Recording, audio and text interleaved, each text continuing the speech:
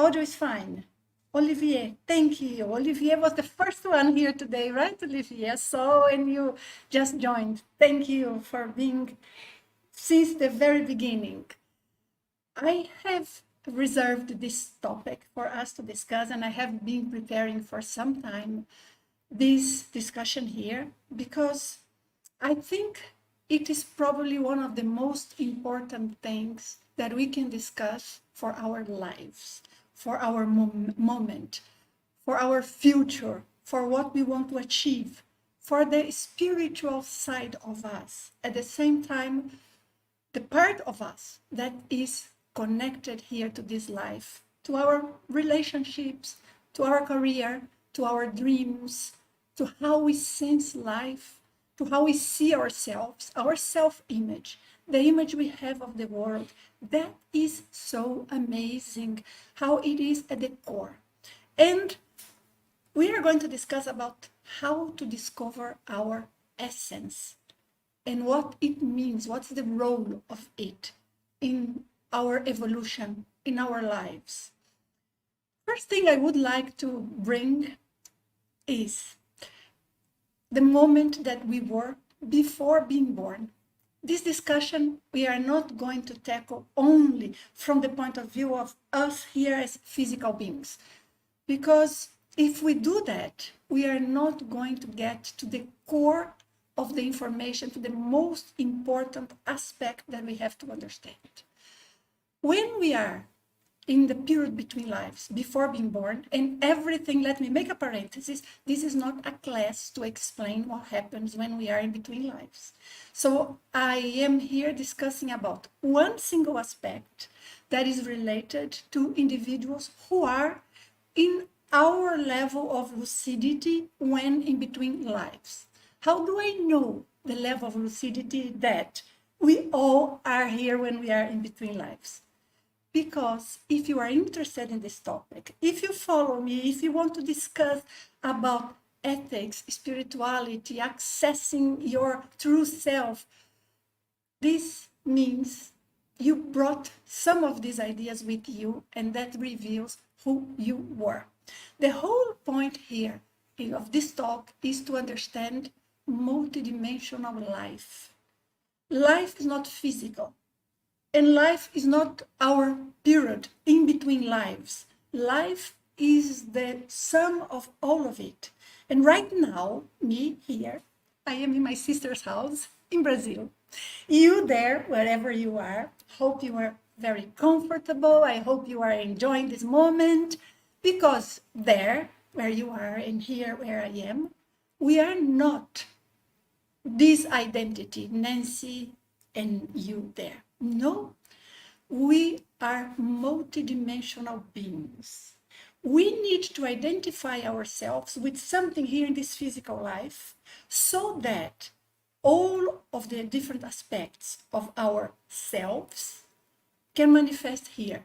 But we are uninterruptedly in contact with other bodies of ours, subtle bodies, astral body, mental body, energy body, and we are in contact all the time with different energies that connect us with our previous lives, with situations we have experienced, people we have met, places we have been, with the moments that we had very deep pain, moments that hurt us, but also moments that we had great pleasure, great joy, and we learned from them. Everything is connected to this moment. And then I ask you, how lucid are you of this?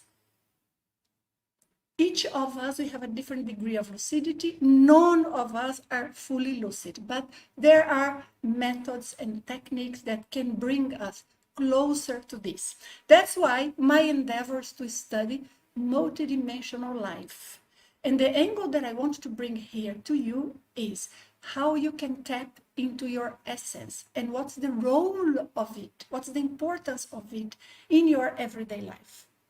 Because many times we feel alone, but the worst type of loneliness is that we feel because we are not in contact with ourselves. We are disconnected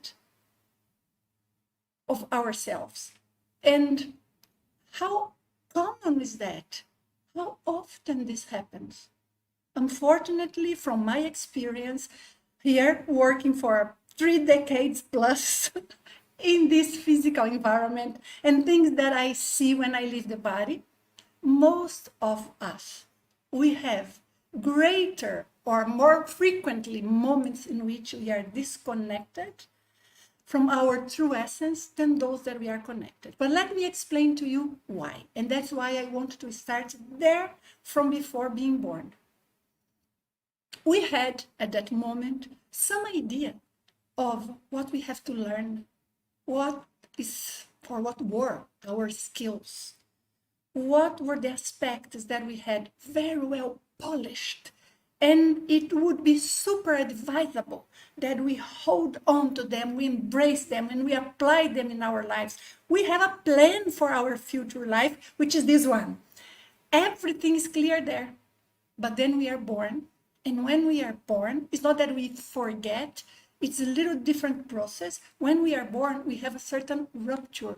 It's a departure from that environment that we were, that soul, and I like to call it the essence, the consciousness we were there. We depart from that environment and that condition, and we enter this little body.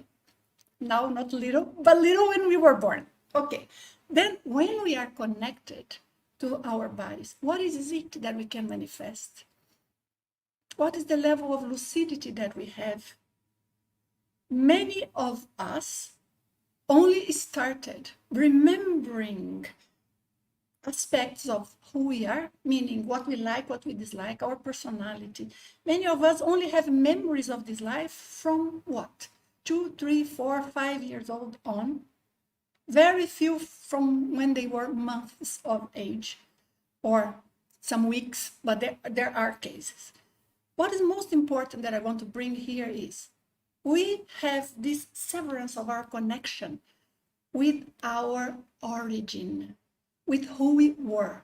And for a period of time, it's just a period, all of that reality, wisdom, truth, wish to grow and to do what we have to do and to embrace different moments and adventures and learning, gets lost because all we have programmed in our bodies is how to survive, and that's minimum.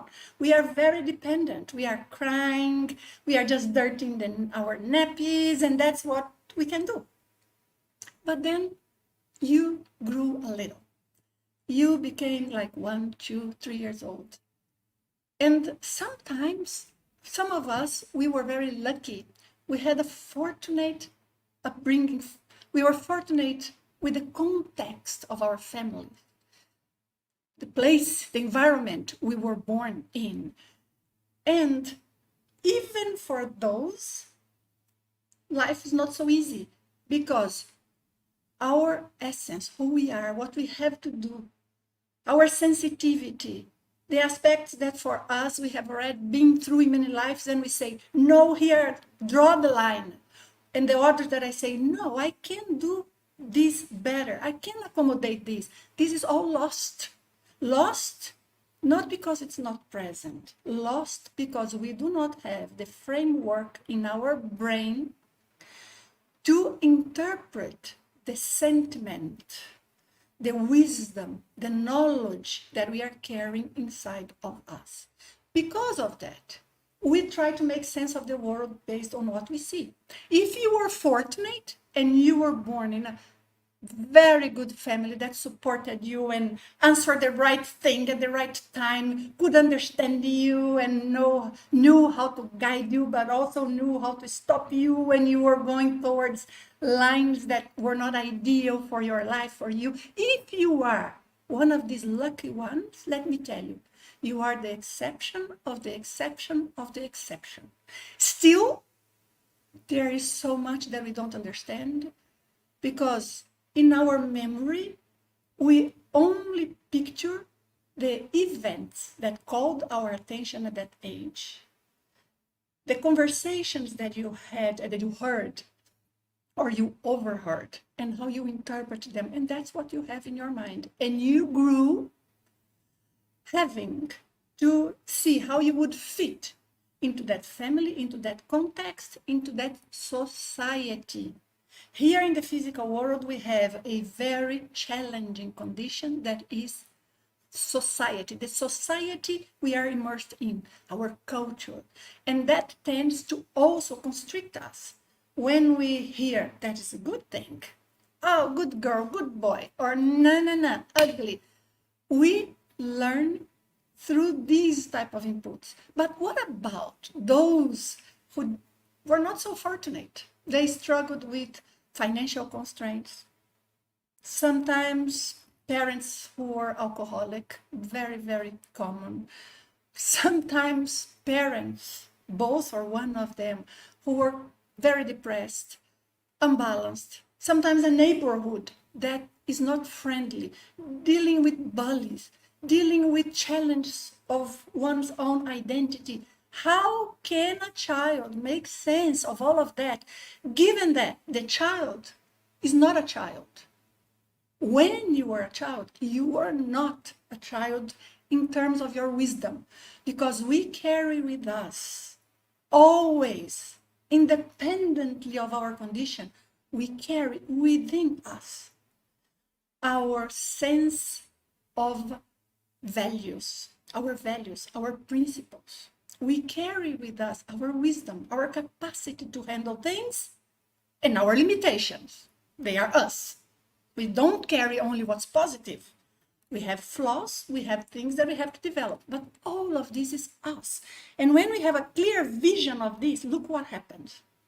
And you see sometimes, let's say, your bigger brother or whoever there, doing something that you think, this is not correct. It's not right to say this about that person when the person is not present. It's not right to arrive home and shout with my younger brother or with whoever. It's not right to beat me, or even worse for those kids who saw a relative being beaten. So how can a child do something about this? Because until we are capable of paying our bills and we are much more mature, there's not much we can do. What can a child do? Say, hey, go look for help. You go to a psychiatrist or you don't enter this door tomorrow. You have to behave. What can a child do? Child at that time is powerless. So look what I'm saying. There are two different aspects. One, who you were when you were born, plus the context around. And then we grow up and we become pretty much adults who do not know exactly what is stored in our essence, who we really are.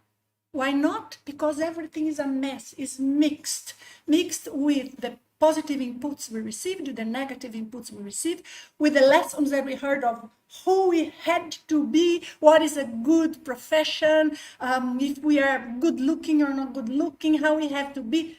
It's all impregnated with that. And then you want to figure out what you want for your life. Or maybe everything is apparently okay, but you feel, I want a connection with something bigger. I want a connection with this world that I know is spiritual. I want to know I have something that ties me to who I am beyond this moment, beyond this body. And what can you do? Well, we are going to look for a lesson to teach you how to live your body. But then you practice, you try, and the type of experience you have does not take you to the points and experiences that necessarily you wanted to have. And you continue kind of lost. This is our reality. And this is what makes so many people unhappy with their profession, with their relationships, with their lives, with who they are. The normal condition for all of us is that we wake up in the morning, and once we think of our lives, we feel a true light coming out. It's a feeling. It's not only I'm happy, I'm okay, I'm motivated, and I'm going. It's more than this. It's a type of feeling fulfilled that we can have inside that is only present when we are aligned with our essence. But what is the problem with all of this? When we are not aligned with our essence, we feel we are all the time trying to achieve something, but it's never enough. And then you have your goals. What are your goals? What I have observed through all my life, my career, I'm going to say, because of course my life, my own experience, but that's not what I am evoking here in terms of the knowledge that I want to bring to you, the tools, all of the mechanisms that I want you to understand. What I am invoking here is the study that I have done into consciousness evolution. As I said, inside the body and outside the body. So many thousands of people that I have related with, have met, but that I have been able to support in one-on-one sessions. And there are some cases that I want to share with you. And what inspired me to do this live here and share with you some of these ideas was one of these empowerment sessions that I did just last week. This person that joined had such an interesting story in terms of finding, I'm going to put in a different direction, in terms of getting lost from their true essence and then re-encountering it, that I thought was very inspiring, very inspiring. But there are a few things for us to think here, that what are the strategies that you can find to discover your true essence, who you are, independently of what had been taught to you in this lifetime. Because perhaps what had been taught was agreeable, was aligned with who you are, but perhaps just created confusion.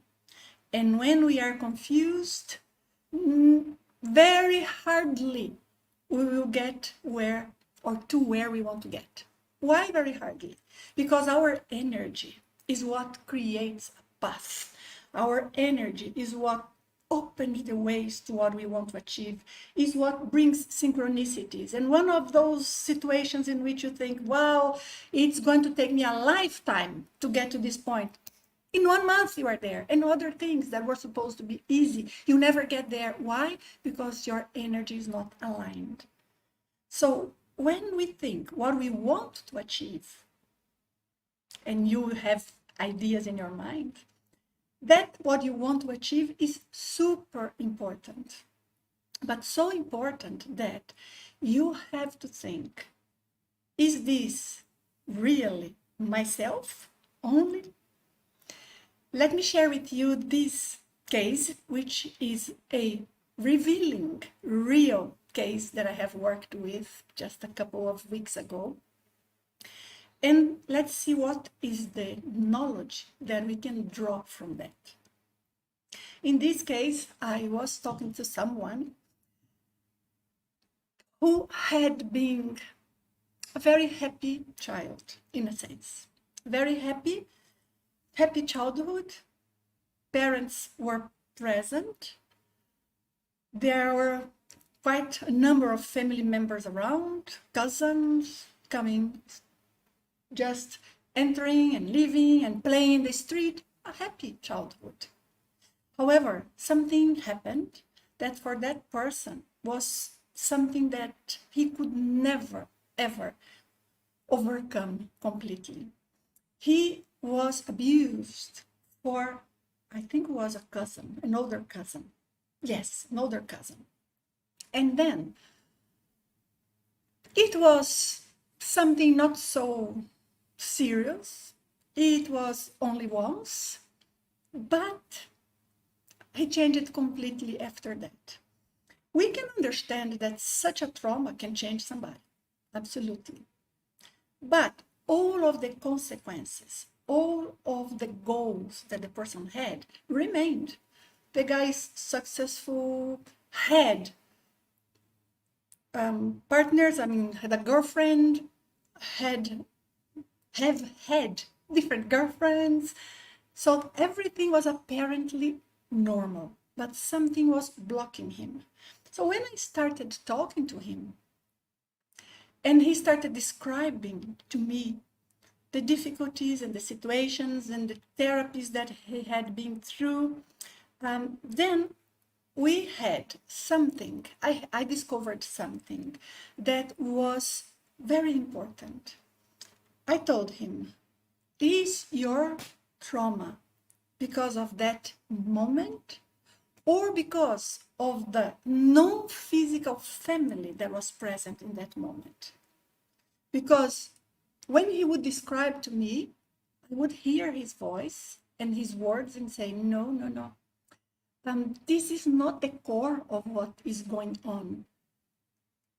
The event, how that impacted him, how that affected his life, is not coherent with the damage in his capacity to see himself. And he started creating all sorts of problems.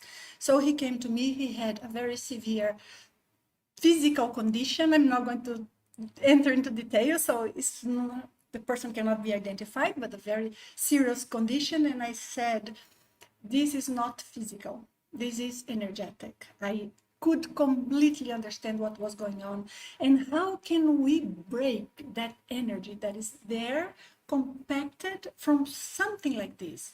Only energy work is not enough if we do not know how to direct the type of energy work. And then also, if we think of what exactly the person could learn and find out, I started guiding him into observing, analyzing, and verifying what was the non-physical condition, the spirits around that were present at that time. Because one problem we have when we look at our lives and we try to examine and see what made us be who we are today, that is a big problem. Number one, we are only remembering some specific events that in our minds as child were impactful to us, either very special or very painful. So those are the moments we remember. We remember what we saw. We remember how we reacted, like if you cried, if you ran, if you felt you had to hide, but you don't remember your reasoning. You don't remember the sentiment that was there. You don't remember either what sort of energy was present, because what we experience is not only what we see, what we heard, what we experience is much more than this. That is just the top of the iceberg. How the given situation hit us, how that is related with our past lives, that's what makes a huge difference. So in the case of this guy, he then started observing and understanding that, yes, Nancy, I remember when my cousin would enter the house, but there was something established before, kind of an uneasy feeling that was present since from before, and an uneasy feeling that I had even during the night. In his case, I'm not saying in every case of abuse, each case is different, but this is an important lesson, I think, to all of us.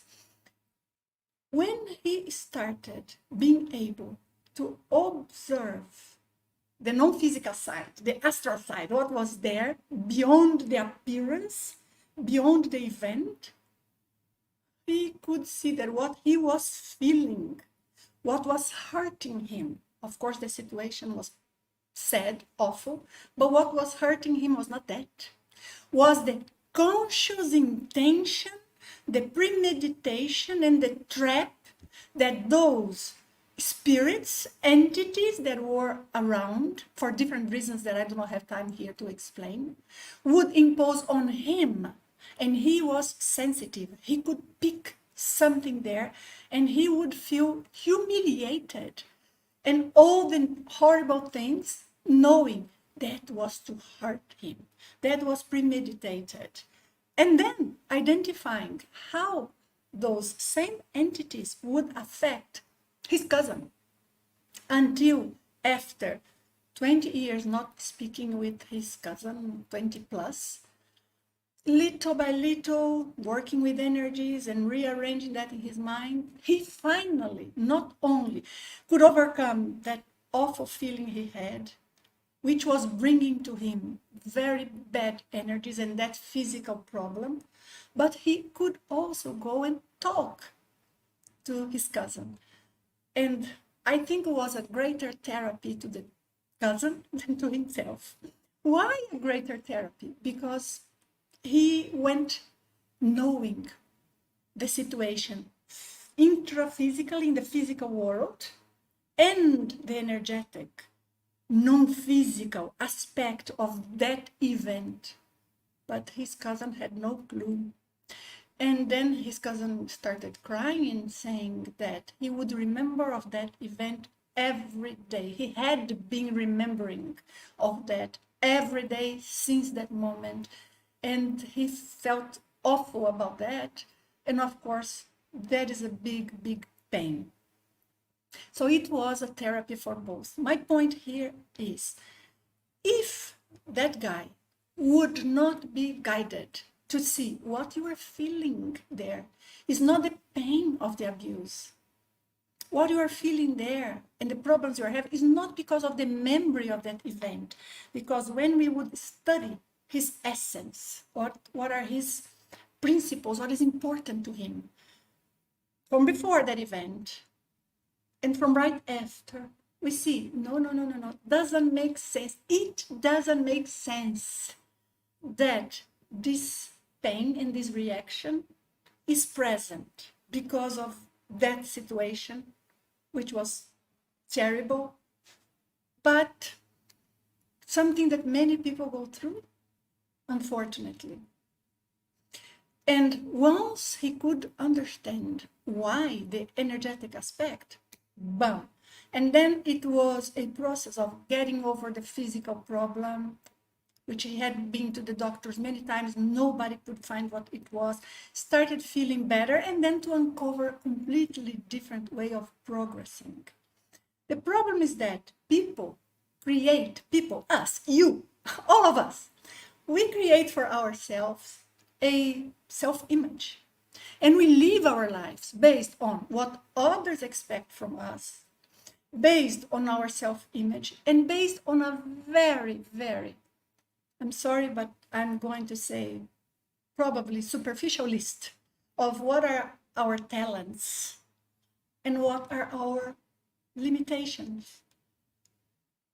It's very, very common that when I am talking to an individual and I am observing energy, I am observing the sequence of the words, the choice of the words, the tone of the voice, and especially seeing who the person is behind the events. Who are you behind the events that you have experienced in your lives? So when I start observing and examining that, I see that it's so often that people just use one memory, one event, one criticism they received. One day they felt ashamed of themselves. One day they felt they had to be stronger. And they guide their lives based on that one vision of themselves, in that one event. And in our society, we are very much pressed to feel guilty. If you succeed, it could be more. If you succeed and you are proud, you are selfish. If you failed in any way, even worse. If you didn't have a perfect childhood, oh, that is going to hurt you for the rest of your life. Guys, a very happy life also has a price. Life has to be what is natural to us, based on what we have to learn, what we have to develop, based on who we are, based on the different elements that we want to build inside of us and outside. What is the taste of life when we look back and say, I'm not useful to the world? Some people, they tell themselves, I'm never going to be good at anything. These are not normal thoughts. You cannot think this. But it doesn't help if you say, I'm not going to think this. But the idea, not the thought, the idea is there. All the time in the background of your mind. No, I am good. Okay, I'm going to say this. It helps if you say the words, positive words. It helps. But if that thing is still inside there in the background of your mind, what difference will make only what you say? It will make a difference, but not enough. The whole point is not about what you do, what you say, what you think. The whole point is about who you are. When you align with who you are, everything becomes very natural, because you will relate with people based on how you know to connect with them. You will be able to know what are the very good, strong aspects. I can use this inflection of voice to transmit what I'm trying to say, not because you did a course and you trained yourself to do something that works in a social environment. No, because you are using your skill, whichever that is, and you can build things. So that is so important for us to realize and for us to know we can do it. But how can you identify your essence? How can you see how aligned you are? I told you, let me see if I can bring this from my files here. I hope I have it here, easy. Let me check. I took note of a few things, because this is not it. I took note of a few things because I am so amazed of how people end up creating boxes, structures where they want to fit who they are, but how often that is completely off.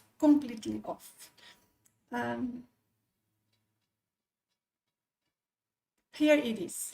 Some of the things that I took note from different clients. I am very indisciplined. I lack discipline, saying that different word. I lack discipline. But then I am hearing the story of the person and how the person thinks, and seeing the energy and sensing their chakras, and say, you don't lack discipline. That is not true. Because, and I show the evidences, you did this, you managed that, you still do that, your life is like this. This is not a life of a person who lacks discipline. There is something else. I've seen people that they say sometimes, my problem is that I am very lazy. And then I say, you are not lazy. The lack of love that I had from my mother is what is preventing me from finding my true soulmate in this life, from finding someone who I can love and be with, from trusting somebody. But look, is this the case? Just 2 months ago, I was talking to someone who said, I know about myself. My family already told me, you are someone who likes money. But that person had already told me a few things about her life, her attitude, different things that she did throughout her life. And I say, no, you are not a person who likes money. Because a person who likes money do not think about the consequences of their actions. They like money and that's it. Do not try to be positive to other people at all. Now, you are a person who need to know you have some financial security. You cannot live a life in which you are not working and knowing you have enough for you, you have something in a savings account.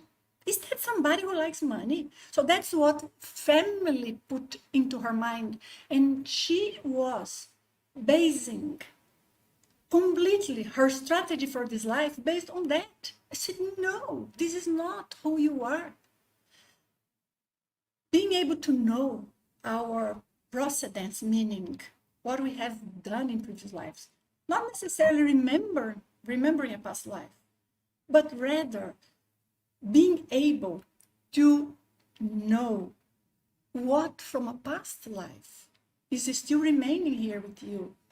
Being able to identify in a given situation, for example, why you feel hurt, why you are sometimes Sunday afternoon, and there is a feeling that you can never be completely happy, you can never feel completely relaxed, you can never feel completely safe, you can never feel you can totally trust on people, on one given person. You feel alone the whole time. You feel you have to fend for yourself, or you feel you have to please others, or you feel you have to be strong. Say your mind, otherwise people will abuse you. Why do you have to feel in this way? Is this who you are?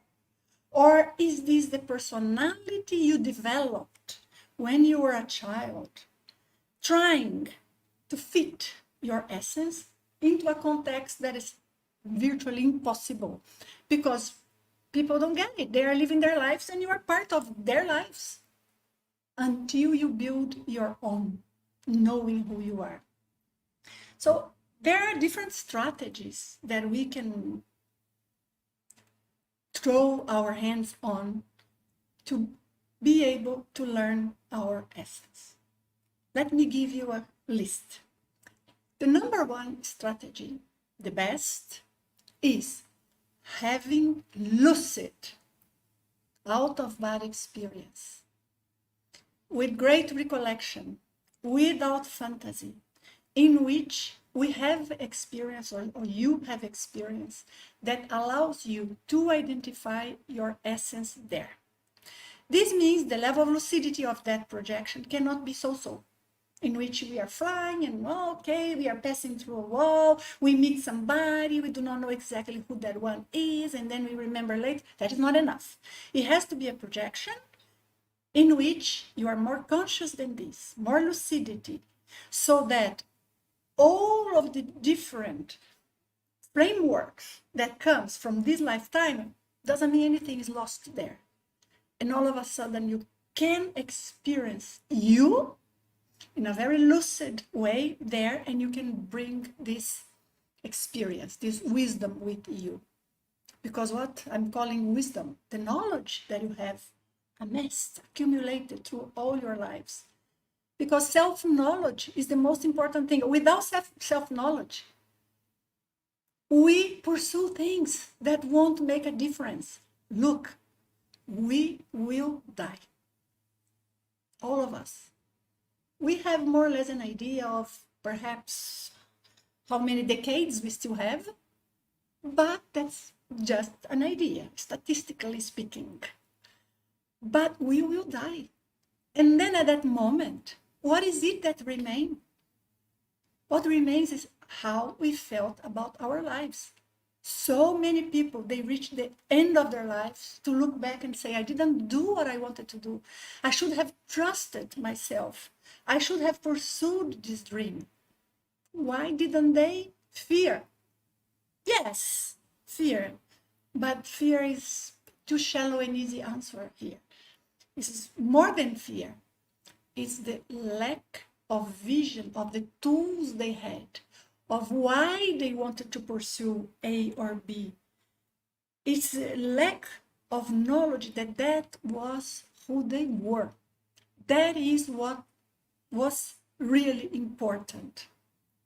So number one strategy is this one. And because it's so hard for people to know what they really want, when I am in a session, the first thing that I am going to ask is, tell me what is the challenge you want to overcome? And I'm going to do everything in my power. Use energy, intuition, knowledge from 23 years working on sessions with people inside the body, outside the body, all of this to help create a clear vision. Because sometimes the challenge is work, is the workplace, is a business. The person is entrepreneur, something is wrong with the business and the person cannot figure out why things go wrong. And I'm not talking about marketing, although sometimes even I go into that, giving ideas and trying to find out, but what is behind it that makes it flourish or not? So whatever that is, I'm going to ask, what is your goal? What is your main objective that you want to achieve here? And I'm going to do everything in my power to reach that point.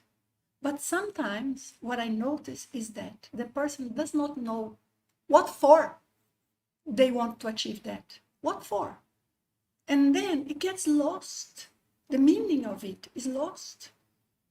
And very often there are big gaps, like blind spots of things that are very painful. They are critical. This is what is behind, but the person does not see. So you need to know what you want, who you are, perhaps who you are first, what you want, and then what for. And second thing in this strategy, apply Velo technique. The Velo technique, when you reach the fourth stage of Velo, so you are beyond cleansing, getting rid of intrusions, and you start being able to go deeper into the energetic code that is impregnated in all of the energies of all of your chakras. So you start reprogramming it. Then that is a very great strategy. But there is only one way, doing Velo. I don't feel. You don't have to feel. I'm not sensitive enough. I'm not psychic enough. Are you alive? Do you have a physical body, an energy body?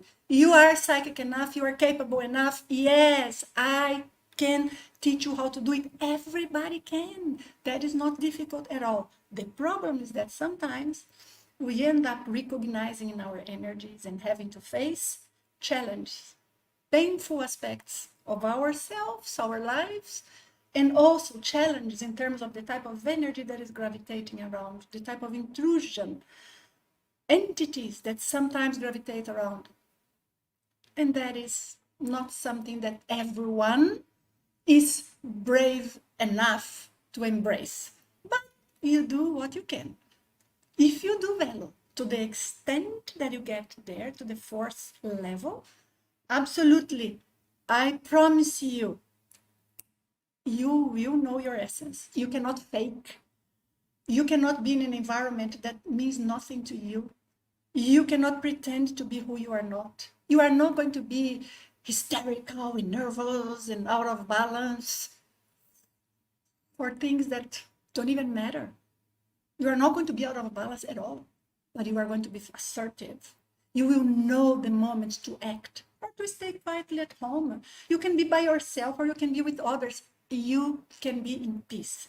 Velo brings you that. Who is here with me do not know what Velo is? It's V-E-L-O.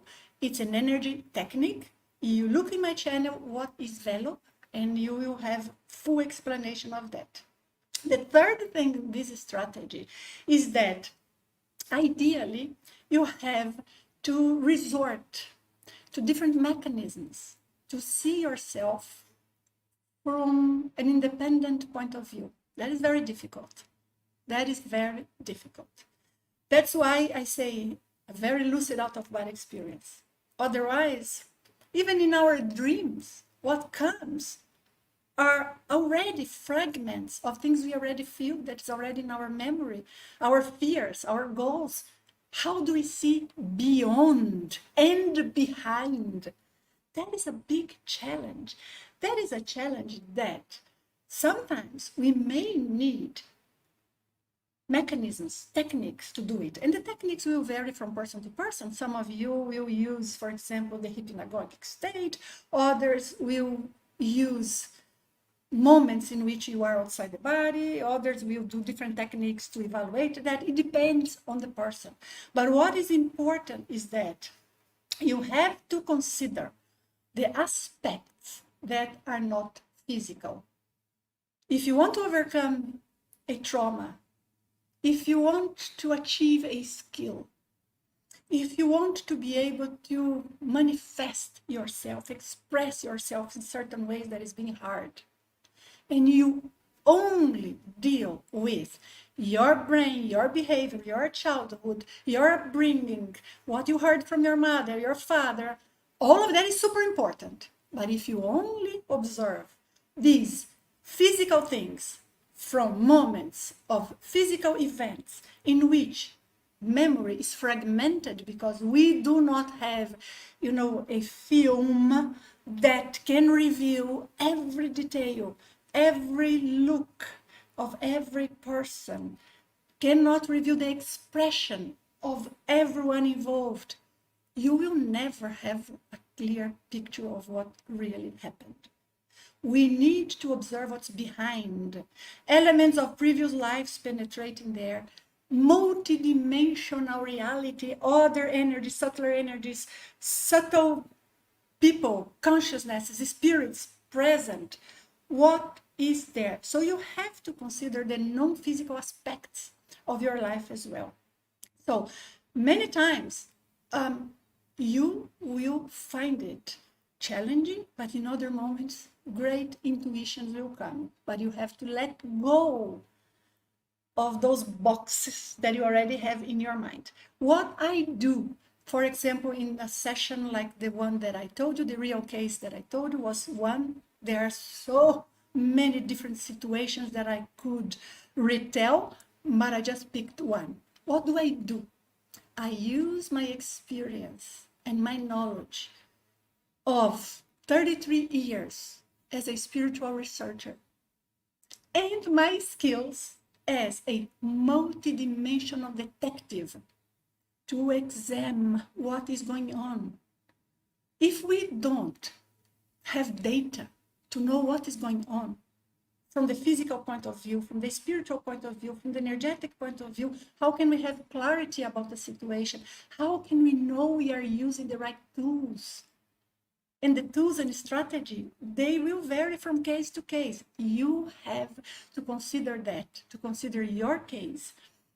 But when I have somebody with me, that's what I'm going to do. I'm going to use like my Sherlock Holmes skills, multidimensional one, and find all of the different aspects. I had once somebody I was talking to, and out of the blue, apparently, I am talking to the person and trying to figure out different situations and problems and why she feels things in certain ways. And then after a few sessions that she never brought to me some very important things, I do not know how people sometimes don't bring things. I asked her, do you have stones thrown to your roof during the night or even during the day? Do you know what I mean? The person is living in a place that is very calm, quiet, is not busy. Her case is not a metropolitan area. There is nothing close by, and all of a sudden, a rock or a stone, you know what that is? That is poltergeist. That is very heavy, dense entities using dense energies and not letting her rest. So, I mean, how come I have to have the intuition of asking that, which I never asked anybody? Does it make sense if I ask you, hey, are there stones that materialize on top of your house and fall? Hardly there? It sounds ridiculous, stupid. But this is the type of thing that sometimes we end up having as intuitions. But if I ever work with somebody, what I make very clear is, I'm not Madame Cleo. I'm not a fortune teller. I am a multidimensional detective. And I'm going to resort to data to find out what is behind and what is your essence. Where do I collect that data? From you. Not only from your words. It's much more than that. It's from how you phrase your ideas, the sequence, the moment that you bring the idea to me, the energy that comes. What I see in your chakras, sometimes even though we are at a distance, I can sense things from people's chakras. You wouldn't imagine how much we can identify once we know how a given chakra brings a certain sensation, so then the person has to adjust. Why? How do I do all of this? Look, the sequence. I'm going to bring to you here exactly what's the sequence, what I do. And you are going to be able to see details, if you want, in the link that we are going to put to you there, where I explain about these sessions, empowerment sessions, that I called consciousness compass. And I'm talking about the consciousness compass. When I can talk to people to help them identify who they are, and therefore they have a compass. And then we are going to plan all sorts of strategies. Everything starts with one, investigation. I, for investigation. We have to delve into the context of the present moment. What's the challenge? What the person is looking for? Why? Where's the emptiness? Where is the sense of being fulfilled? Principles. There is no right or wrong. Nobody needs to come to me knowing what to do, knowing spiritual life is important. What the heck, no. Or come to me knowing they can sense energy.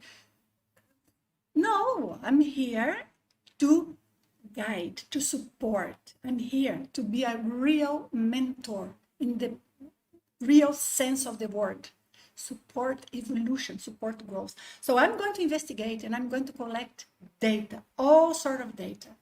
Once I have all the data, I will start mapping the sequence of how one thing brings to another. What could explain certain situations that happened inside the person? Sometimes it's a psychic phenomena, sometimes it's somebody who reacted in a certain way. So I will be mapping that. And then we have to create a personalized plan, because I can teach techniques and I tell you guys, who is with me will have to do velo. It's not 20 velos per day, I don't have time.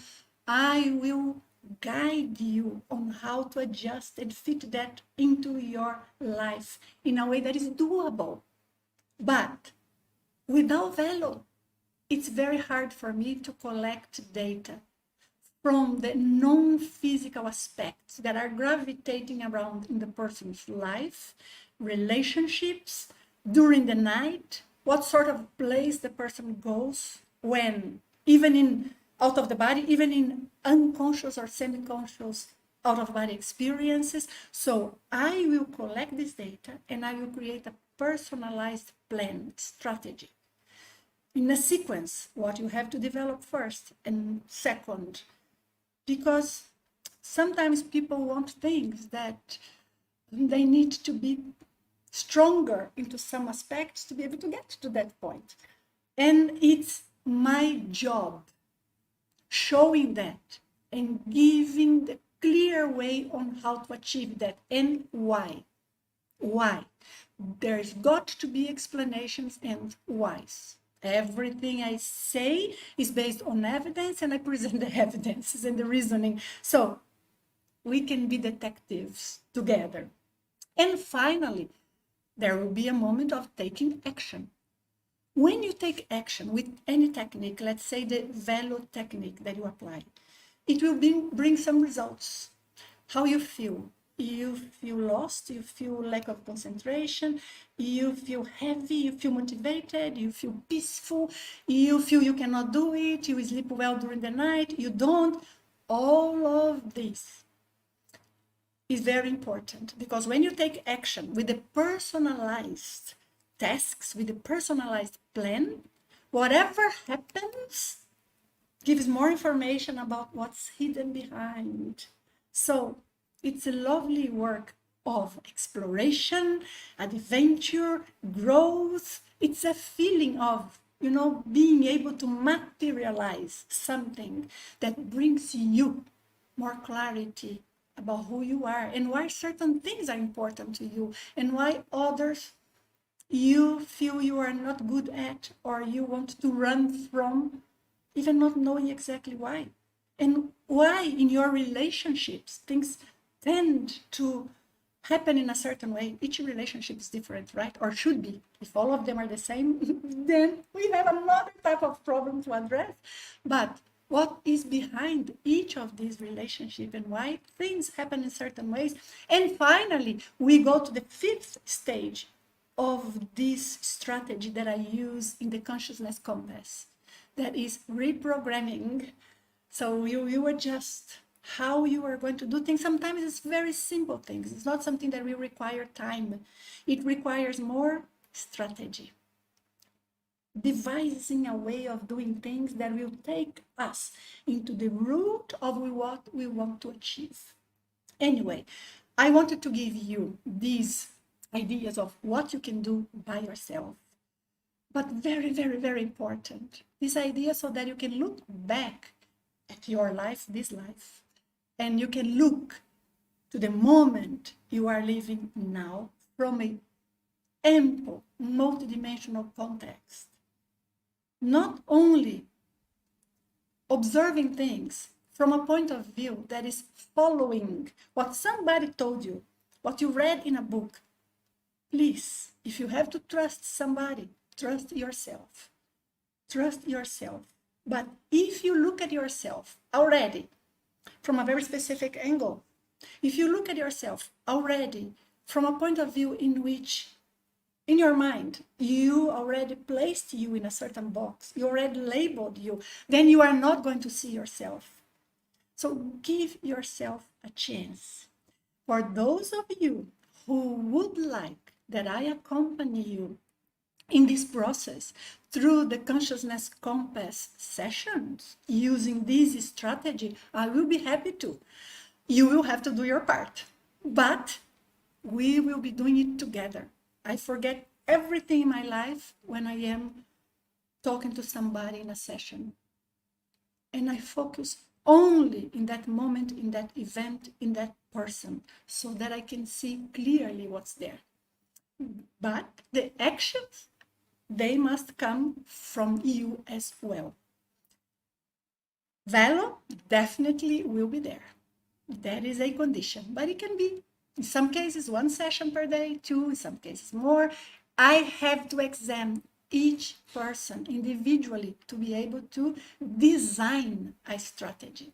And I have to be able to have a clear vision of what is the multidimensional context so that I can be a proper detective and come out with the right conclusions. Anyways, it's lovely. If you want to be with me, again, using my experience of these 25 years doing these type of sessions, plus everything else that I have been able to witness and realize in my life, please write to mentoring@nancytrivellato.com, Nancy with I, Trivellato with double L, and you will have all the details in the link that we are going to provide. I am here to answer your questions. Let's see how we can elaborate more on all of this together. You probably have, I have here with me, Carol, helping with our questions. I even forgot to tell you she was there. Hi, Lloyd. Big results referring my insomnia. Yes, that we discussed last live talk, right? Yeah, last week. After 2 hours of velo, a few days ago, for the first time, I did a session that long. Thank you. So you could have a good night of sleep, finally. You see, the thing was then energetically. That gives us a very important information about how you react to life. What I mean life? It's almost like saying if somebody is allergic to a substance, so you know what is for you aspects that are fruitful, helps you balance, and what agitates you. But in every sense, physical life, energy, energetic dimension, energies around, your own energy, your chakras, your memory, the information that comes in your memory. Wonderful. I'm very glad, Lloyd, very glad you shared the results. Now, use them. Huh? The learning from it. Hi, Olivier.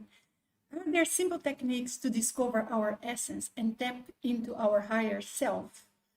I think this should be simple, but I don't see how it can be. And I'll tell you why. Because we live in a world that is an illusion. We see ourselves here with our identity of this lifetime, but we are not this. I'm not Nancy, you are not Olivier. However, the best we do at this moment is to identify ourselves with this tool. The body is a tool. The out of body experience is a tool. Life itself is a tool. We need to learn who we are to use this tool. But if we don't identify ourselves with this tool, we lose the capacity to be, to exist, to act. But when we identify ourselves with this tool, there are so many aspects that we cannot see clearly. That's why so many people will resort to meditation, that yes, it can expand a bit consciousness, but it's still limited. It's still limited. The idea would be if we could have a cosmic consciousness, like an experience of enlightenment. But one problem with this experience, some people have it spontaneously even, but one problem with this experience is that when we come back, the brain, our brain, does not allow us to retain all the information. While in an out-of-body experience, when it's very lucid, it's easier for us to retain. So simple way, no, there isn't. It has to be a lot of effort, very genuine, sincere effort of looking at ourselves every moment in everything we do, knowing here is what I do, here is what I'm thinking while I do it, here's what I'm feeling while I think about what I'm doing. Here is the way I see myself in this moment. Here is the way I hear myself. Here is what I talk. But behind all of these, there's something else. So you have to go through layers, until you get there back and say, this is the starting point that makes me feel in this way, think in this way, act in this way, react in this way, manifest in this way. That thing that is there behind, it's a type of an intention, it's type of our values, it's really our principles, our essence. That's what I call our essence. Our soul is what is there. So you call, but we don't reach that directly. We reach that by going like in a chain. What is behind what I do? What is behind what I think? What is behind my experience? What is behind my expectation? And you go. That's why sometimes it helps a lot when we have someone who we can trust, that can explore with us that, because sometimes another person see us better than we do, because we may already be entrapped into a self-vision that is not precise, or we may sabotage ourselves. Having said that, this is a very complex thing. And I'm not saying this like saying only Nancy is good. That's not the idea. The idea here is look and pay attention when you hear anything about someone telling you about your life. Because one thing I never do is to say something I am in doubt, is to say something only to please the other person, is to say something only to create sentences and words of impact, or to advise a person on what to do. My job is to help a person to bring out who they really are, to have clarity in their minds, to have strength, to be able to use their strengths. But many other people, and I speak with sometimes even friends, sometimes people who are with me in sessions, and I say, someone who is helping another person cannot say this. This puts the person down. Even when you show somebody a flaw, you need to, I am always sincere, always. Because when I die and I meet those who I have worked with, I can look them in the para eyes there in our spiritual bodies, because I have been absolutely truthful. But many people, they are not. So yes, resort also to how other people see you, how they can help you see behind what is, the front line of the things you do, of what you appear to be. But always with a skeptical mind, not to doubt them, but to see if there is any hidden intention. That is very important, because we can have very good insights from people, but sometimes it comes to put us down, it comes to hurt us. Sometimes it's envy.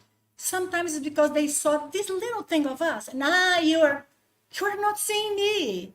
You are seeing one fragment of who I am in this one moment of my life. Don't tell me who I am.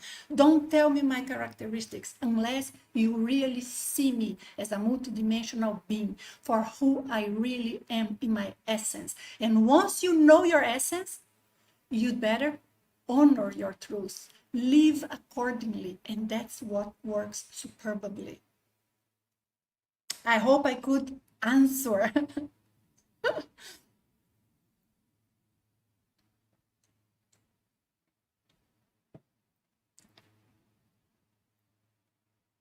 Hi, Mohammed. What do you think of the idea that our higher self is living several different incarnations at the same time? Would it be possible to connect to higher self in these current lives without OBE? I don't agree with this conception. I've never seen anything inside the body or outside the body that would present to me an evidence that I think would be strong enough to support this claim. Even when people talk about higher selves and they explain what they mean, I can understand. So sometimes it's just a matter of terminology. They use higher self to say something. I'm using essence, maybe they use higher self. I will say somebody has a non-physical, a spiritual mentor, and somebody will say they have a higher self there. But when I hear this about you having other lives at the same time, I don't agree. If it is a higher self that is not you, then what's the point? We have connection with so many consciousnesses. Sometimes we have connection with some spiritual presences that it's so much that we become almost merged. It becomes a process that is called a symbiosis. And I was addressing this in one of my sessions also like a couple of months ago, saying this characteristic of yours is a symbiosis. There is someone else there. You need to separate you from that someone else so that you know who is really you and what could be aspects that you are feeling, manifesting your personality that's not really you. This one person was somebody who used to be, I'm going to put in the past, used to be very aggressive. Everything was fun and in a way, disillusioned with life. Like life is bad words. I'm not going to say the bad word. People are not trustworthy. People are just, a bunch of pigs, blah, blah, blah. Say, this doesn't make sense.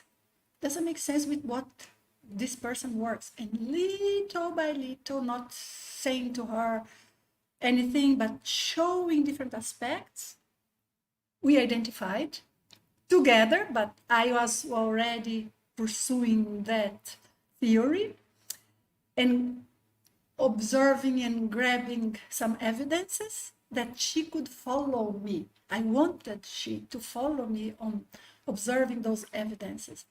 And we identified there were some non-physical people like spirit presence, spiritual presence, too connected with her for too long and working as in symbiosis. It's impossible to separate who is just me and who is me with that other one. The personalities started merging.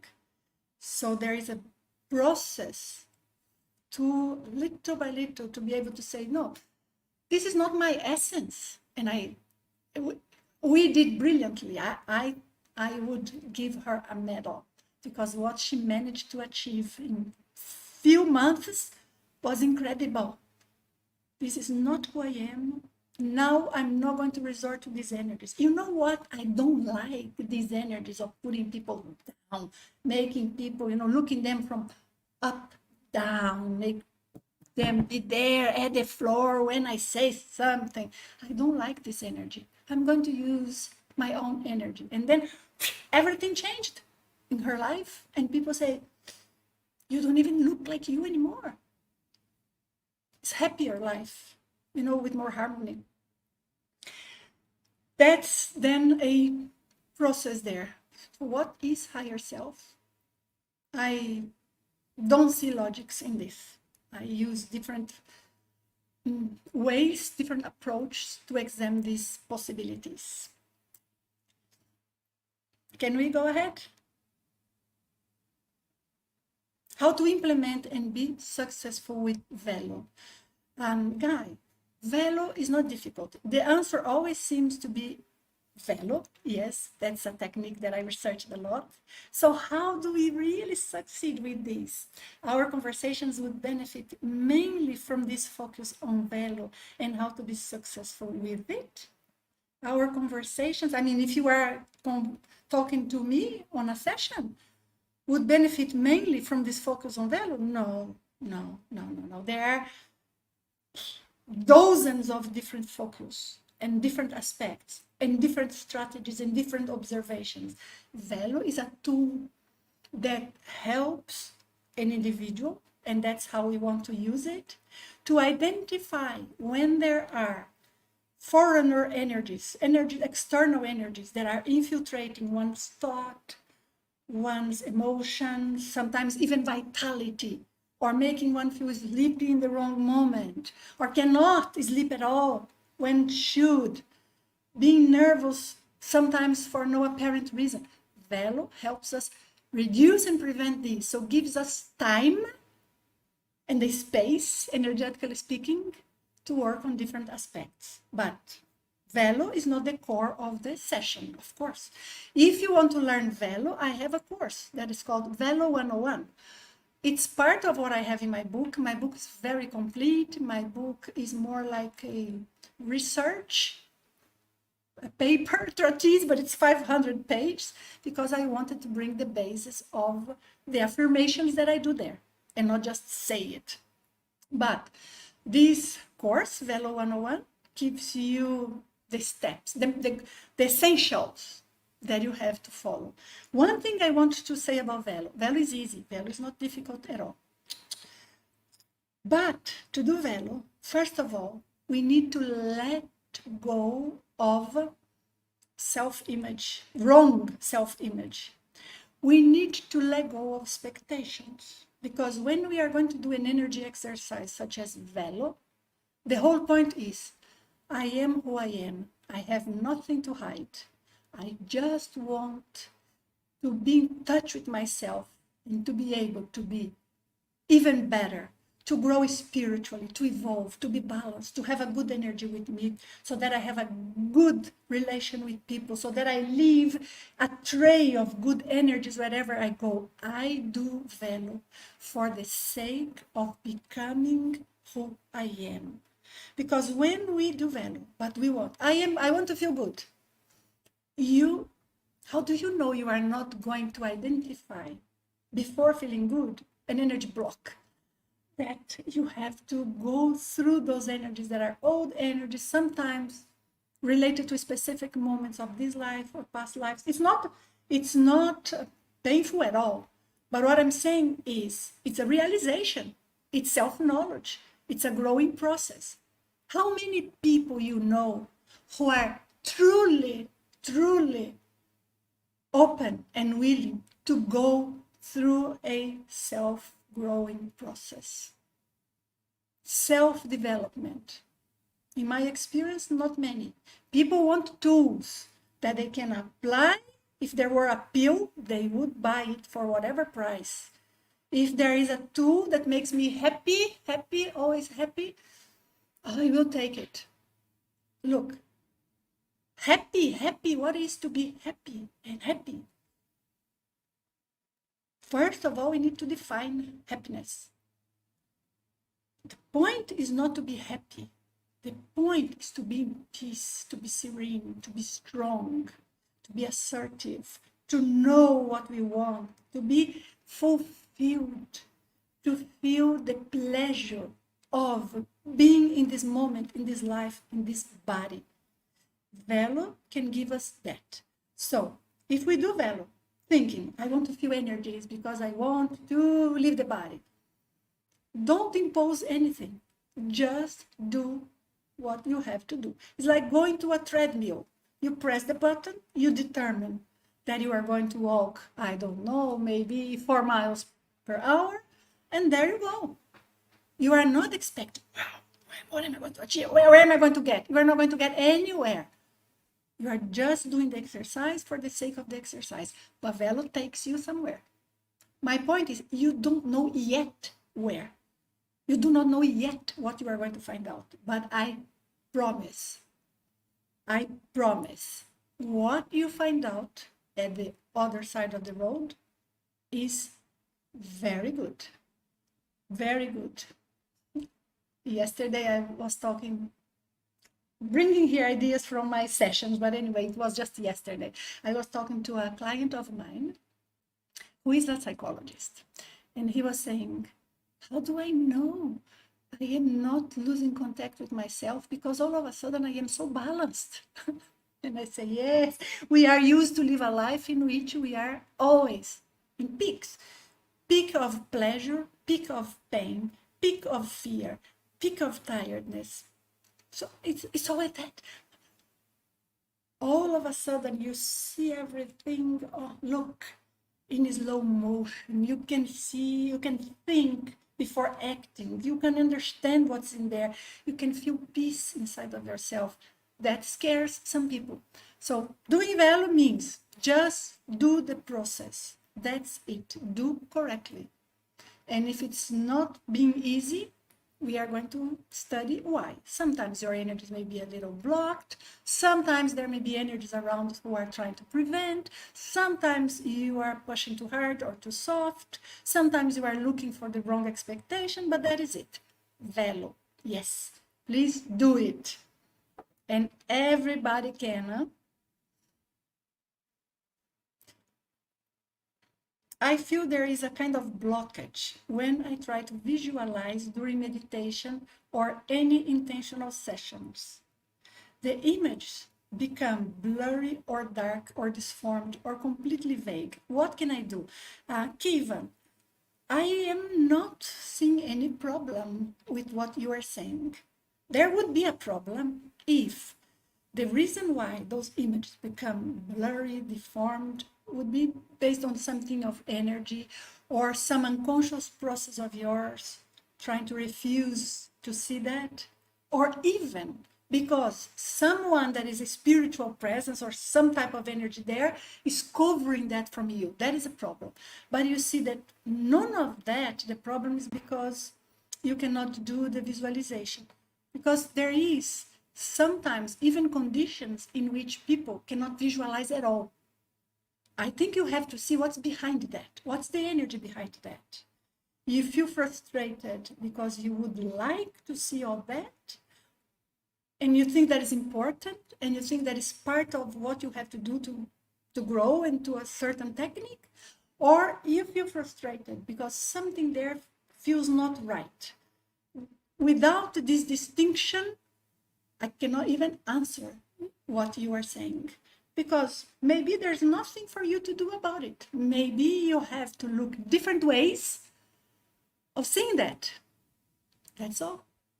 And not being able to visualize, that's it. When I do a meditation, I don't visualize anything. Or when I do an energy exercise, I don't visualize anything. But I am aware of things. I am sensing things.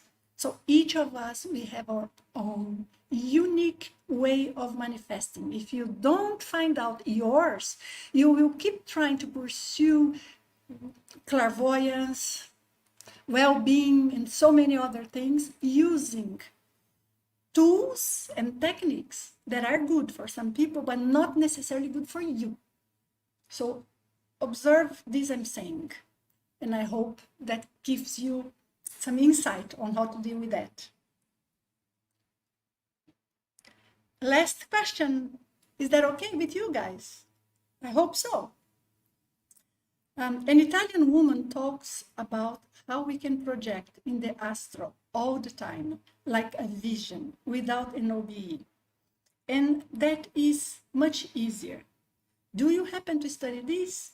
Yes, cosmic mind. Yes, and I have already seen this type of phenomena, but this is not an out-of-body experience. It's definitely much easier. If we think even about the remote viewing, it's much easier, remote viewing. Lucid dream is much easier. Even using your telepathic skills and psychometry, like energy reading, to figure out some information that is far from you is much easier. Does one replace the other? It depends on what is to achieve. If I only want to see where is a ring that I left in my house and I resort to remote viewing, it's okay, remote viewing, or going there or leaving the body and seeing it. I achieved the same thing. But through these other phenomena that are simpler, we do not reach the same degree of self-knowledge that we would in an OBE. Having said that, I want to emphasize here that sometimes we do have OBEs, we just don't remember.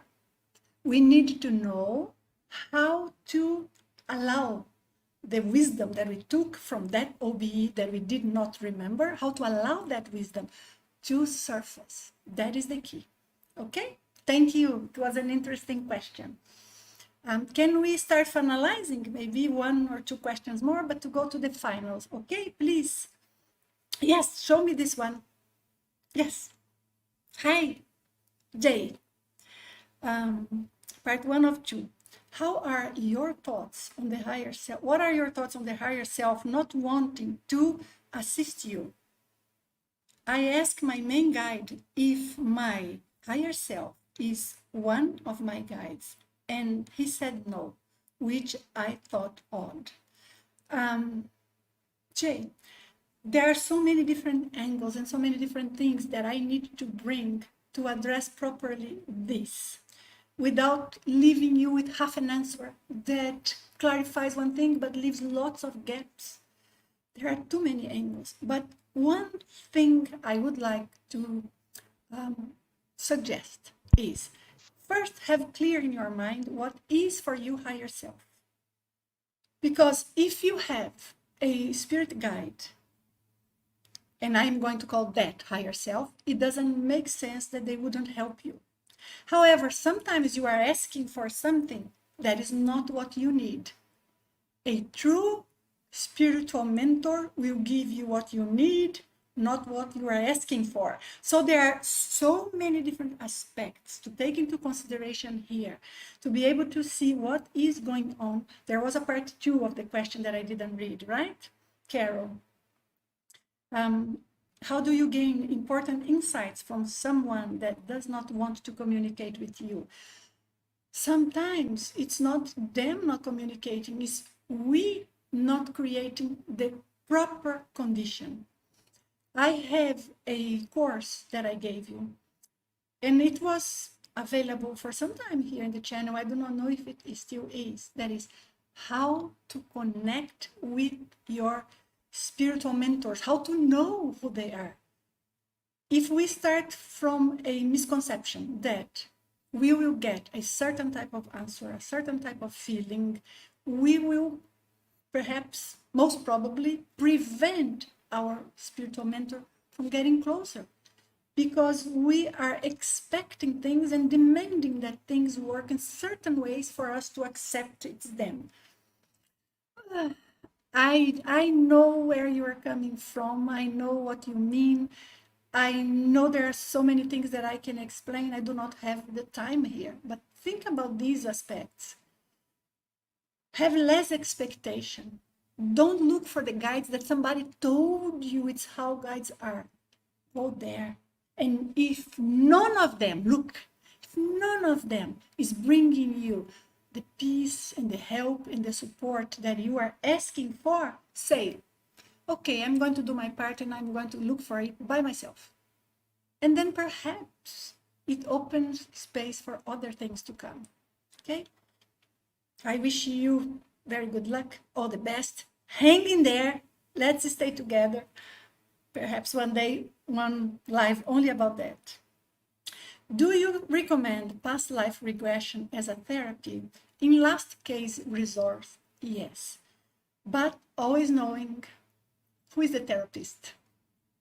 Most past lives regression that I have seen, and I don't think they are negative, but I think they are not really a past life regression, that they are superficial.